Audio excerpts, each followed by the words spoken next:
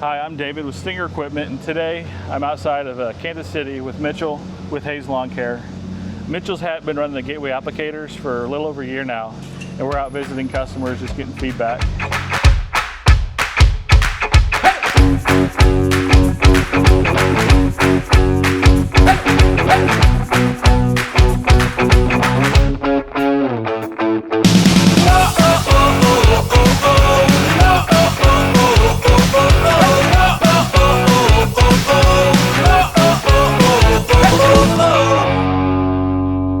Hey, I'm Mitchell Hayes, Hayes Lawn Care. We've been running stand-on machines for 15 to 20 years now. Got our first Stinger last fall, so right at about a year now. Have enjoyed it. It's been a change, definitely, going from 0 turns and other machines over the past, and easy adjustment once you got on it for a few hours. We got one in the fall. I let my brother take it for a month, and while he had it for that month, I kind of wanted it back, so we wound up getting another one last fall. Come this spring, we again needed another one, and we were going back to our old machines as our backup, and so we wound up with a third, and so far so good with them. So the one you got this spring, obviously you liked the 2 last fall, so you got a third one. So you got a third one. You had a new hire, new employee? Yeah, so we had a new guy this spring, and you know, in years past we've trained guys on our old machines, and it was always a super nerve-wracking thing as an owner to send a guy out there in the field on some of our older, heavier machines. How long does it take to normally train an operator? Just basic. A virgin new who I've never used an applicator, I've seen it before. With all the controls, how long does it normally take before you feel comfortable setting them out on their own? I would say, well, before I feel comfortable, honestly, at least a full round, which is about 6 to 8 weeks for us. Getting basics of pattern and, you know, stop, start, spray, you know, because you can screw up a yard real quick. Yes, yeah. So we monitor them probably closer than a lot of guys do because we're a small company. But yes, my biggest concern is we do hundreds of lake properties and a lot of hills, a lot of straight down into a seawall where there's no margin for error. Once the machine goes, you roll over into a lake, it's really bad. Yeah, and it's frightening to send a new guy that has not had experience, because there is no what happens when it starts, because once it starts, you're gone. So going to these, that's kind of where we got into them, and we realized how much better they did on hills, just as far as comfort and control. But also then when we have super steep spots or around a lot of meticulous landscape, we can actually slow down and know we're still spreading at the right rate, versus on our old machines that are calibrated to go fast, and then you're trying to go fast on hills where you shouldn't. Right. It was a big help for new guys, and for me personally, being able to trust him to say, you know, you can actually try that yard. I'm not going to keep doing it because I feel comfortable with you getting on that hill. So we'll go over the ground metering and electronics here later on, but let's just talk about the basics of the machine. What makes it different? Like, for example, we have a tube frame. It looks very different. People look at it, you know, we go to shows and people kind of laugh and giggle and go, well, isn't that cute? You know, that's what we get for, you know, for the kids to play with, because it is so small. We're a foot shorter on the hopper. We're a foot shorter in length. We're only 35 inches wide. How does it physically drive and handle, and how is it held up over the first year? Or what really shines from outside of the ground metering? What really shines just the way it performs? What do you like?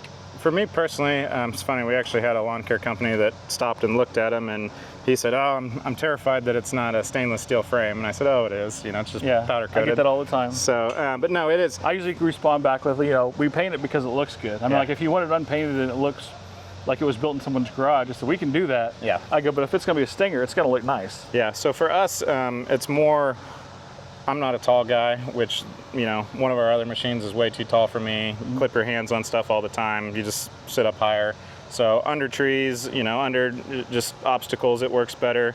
Obviously, on the hills we're on, the lower is better for stability. Everything's down low, close to the ground. For small properties especially, which is predominantly what we are, we have 5 acre plus properties, but most of ours are 15,000 and under. It's very nimble. It's very agile on the hills. Again, I can't emphasize that enough. Right. That's probably my biggest selling point is, again, we get back on one of our old machines before we had an extra, or needed to jump back on the old one and the tire was dragging or it was starting to slide on you. Yep. Whereas you get so comfortable on these after a short period of time that you almost forget about certain yards that used to be a problem, that now you just zip around on them. So one thing we get is just the overall weight of the machine. It's only 385 pounds. Yeah. So compared to our competitors who have articulating frames like this, they're about 200 pounds lighter. Yeah. Compared to like a 36-inch ZTR stand-on, spreader sprayer, we're 550 pounds lighter. So being 200 to 500 pounds lighter compared to some of your other machines, how is that, especially into the spring with rain and everything else? So on our pre-emergent, when we start up the end of February, 1st of March, we can be coming right out of snow melt. The ground's soft from heaving and thawing all winter time. Our old machines, we used to leave ruts, tire lines that would take weeks to come back out, especially before the grass was growing, just because they left such an imprint. I almost feel bad sometimes. We'll get like 3 inches of rain and we'll kind of keep busy for a few hours in the morning, and we'll go out on lawns by 8 to 10 o'clock that next day. And these things hardly leave a footprint in the grass. So they do, the lightweight factor is definitely, one, helps handling, but two, it helps as far as turf tear, rutting lines, all that kind of stuff on wet, soft ground. How about fatigue for actually turning? People who have only used 0 turns are like, oh, I don't want a machine because they're used to, I don't know the name drop, like a permagreen, where they've been out they're kind of the standard. Everybody's had multiples. Yeah, I had one. You have all the fertilizer out in the front, and you got to move all that weight, and it goes into it, and you got to yank it out. Yeah, now these are very different. How are they different? Yeah, there's definitely not the fatigue. I mean, you still are turning the machine, using your arms and shoulders compared to Z-spray or a 0 turn, but there's really not fatigue. One, just because they're so lightweight. Yeah. It's, for instance, when you're on hills, you can almost feel the machine like losing weight in the front end unless the hopper is completely full if you're coming up. So that just kind of goes to show you how light they are in general turning. So very soft on the ground. We have not noticed, I'm not old by any means, but I'm not young. So You're not 25 anymore? No, I'm definitely not 25. So I don't notice it, and we run 8 hours a day and we run tight routes. So it's been just fun. So one thing that's very different at ours, we have a curved spreader disc, and we also have the ability to spread granular fertilizer right, left, wide, narrow, and change everything on the fly, which is getting more into the electronics. So when you're spreading a product, you're spreading 20 feet wide, 15 feet wide, or even 25 or 30 feet wide, which you can do on this and change instantly. How is the flexibility to shift and change your spread pattern on the fly while still knowing your 99% or greater accuracy? How has it changed how, one, you train employees, or how you're able to apply big properties and small properties, especially like on a lake or on a hill with cut up shapes and stuff? Sure. So obviously we have landscapes that are out of control in some houses we go to. Just plant material all over, trees that hang over landscape edges. So being able to cut down to our center nozzle and was a little bit of an adjustment to get used to trim down to trim out a property. But as we did it and got used to it, it is way better, because whether it's a 12, 15 mile an hour wind that day and you're just putting right down at the width of the machine, driving that perimeter, it's great. Also, that applies into a 200 home townhome association that we have that has a parkway strip that's 3.5 foot wide all the way along the street. We're able to cut down to that nozzle and drive a half a mile to miles basically in that section that is putting down the correct rate, versus where we would just flip the outside nozzles closed, and it would be putting way too much pressure down just out of those center nozzles or whatever you're cutting it down to. So definitely seeing adjustments there as far as your square footage and the actual amount of product you're going through has been pretty spot on. And even a bigger thing of just whether you're new or whether you're on steep properties where you're just trying to slow down and not go that 5 miles an hour.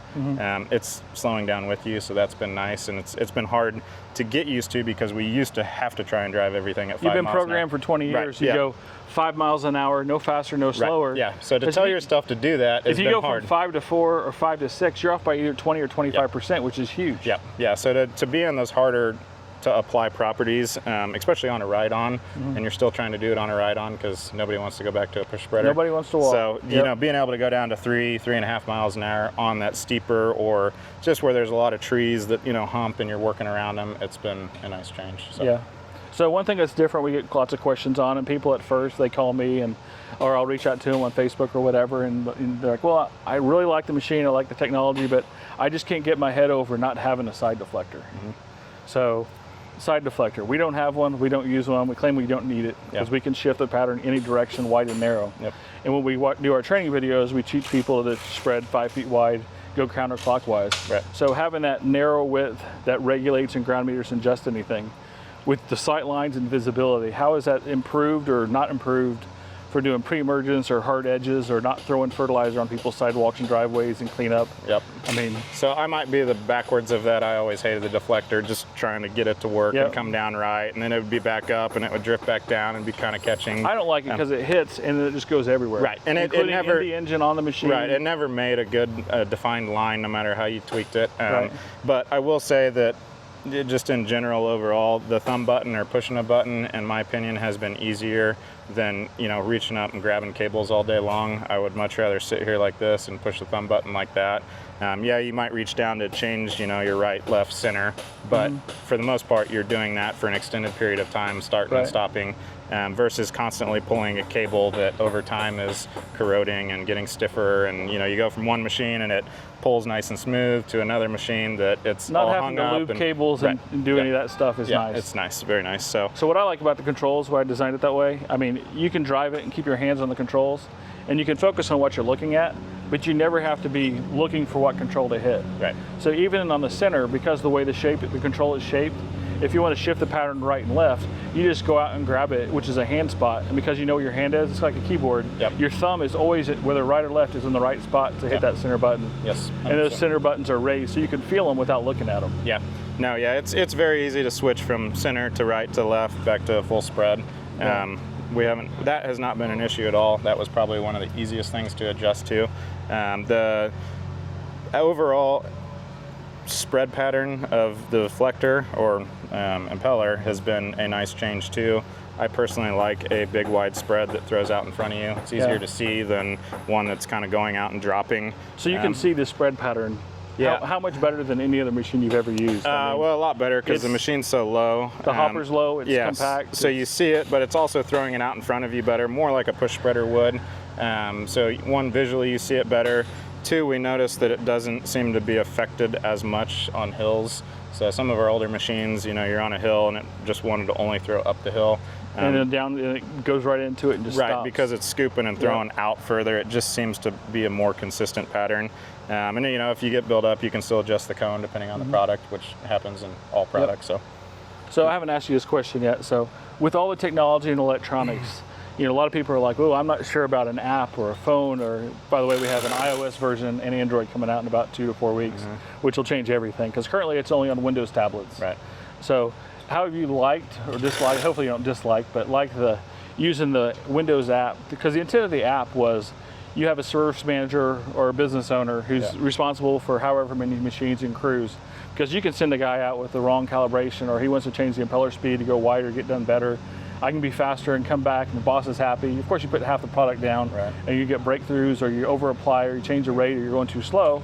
But an employee, especially a new employee, can really screw up a property and do tens of thousands of dollars of damage in an afternoon. So with these, you can go into the tablet and set it up exactly how you want it, and then lock everything down and just say, hey, employee, you know, just go drive the machine and don't worry about everything else, because everything else is doing all the work in the background, and just focus on keeping your spacing and just driving it. Sure.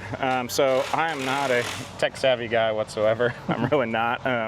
The only downside for me is it was even harder for me to go to the Microsoft, because I'm an Apple guy. I hear that more than I would like. We're all Apple phone, Apple tablets, so not being able to go right to our Apple phone was a little bit, probably the hardest part of it. Once we programmed one, it's actually a pretty cool process doing it through the whole kit and bucket and measuring it out. My favorite part though is that part's not real hard. It's kind of cool to actually do it and see it all on there and adjust the servos and know that everything's calculated correct. But then when I go from this machine, you know, if I have to jump on my brother's machine or one of the other guys' machine, all of our old machines were just a hair different on the dial, and we'd kind of individually calculate them. Yep. And I would jump on, You check it after a couple of days based on the number of bags, up or down. It was always a hair different. Whereas these, we get on, the next machine, and you just make sure it's on the right program and the right pounds, and you go out, and that one's spreading exactly like this one is. So that part I have really enjoyed. And if I got to turn, somebody else off on my machine, who, you get so comfortable to the feel of a machine. It still might feel a hair different, but the product rate going down, off the paddle, it's coming off the same. Yep. That's probably. So going from round 1 to round 2, how easy is it to reprogram a machine? Yeah, so I mean, the first year, it's, I guess, not a challenge, but you have to actually get your product and program it. You got to calibrate it. Yep. But next year is going to be great, because we used to keep a spreadsheet and which machine was at which number, because again, they were all different. So now we just, we set our program, our rounds is round 1 is round 1. You just pull up what you did last year, and you Bluetooth it to it, and it just runs. And sometimes we have, so we'll finish, say our round 2, and we have, or round 1, and we have a straggler that's coming in late that we've already started round 2, and so we still want to get their pre-emergent down. So, instead of having to go back to recalibrate where it was, you just go back to round 1 and put that product in the hopper and go. So. Right. Yeah. All right. Thanks for letting us come out today. I appreciate your time. Appreciate the feedback. Love that you have 3 machines. You bought 2 initially. You liked them so much, you bought a 3rd one. You've had them for a year. There's lots of new updates coming, mostly with software. The app, there's Apple and Android coming, but being able to do over-there software updates, you just go into the tablet and hit update like your phone is going to be groundbreaking. So lots of new features coming. We're going to keep outdating the old machines and keep with these, because they really are the comfort of stability is a big thing for me with our properties around here, and just being able to turn a new guy loose on them is, I feel 100% more secure that they're not going to slide into a fence or off a retaining wall. Back to the training new people, we never finished that one.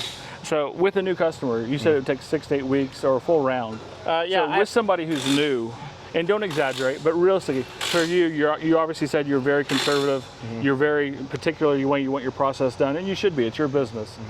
But compared to doing any other machine out there, how much easier is it to train a new operator who knows nothing about this? So it really is easier, and I don't know if it's any easier. The process is still the same for us, whether they're on this machine or one of our old ones, but the comfort level is way greater, just because a fence panel section's $215 now, so I'm like, just knowing that little slide into the corner. Don't drive through it, Right, it's, that's, you do a couple of those, and we've had that in the past where it's a couple mistakes, is, hopefully just that small mistake versus down into a ravine with a machine, or worst case, somebody getting hurt has been my biggest thing, is because again, once some of those bigger machines start to slide, they just don't stop.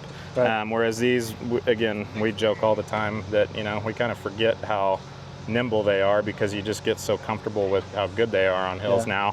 If you have to go back to one of the old ones, we really have to tell ourselves, just slow down, be careful. So. All right. Well, hey, I appreciate it. This is David with Stinger. If you got any, if you'd like to reach out to us for reviews on products, if you've been running our gateways or riding aerators, just message, email us, reach out to us on Facebook. I'd love to come out and visit, run with you for a day, and just get feedback. Thank you. Thanks, Dave.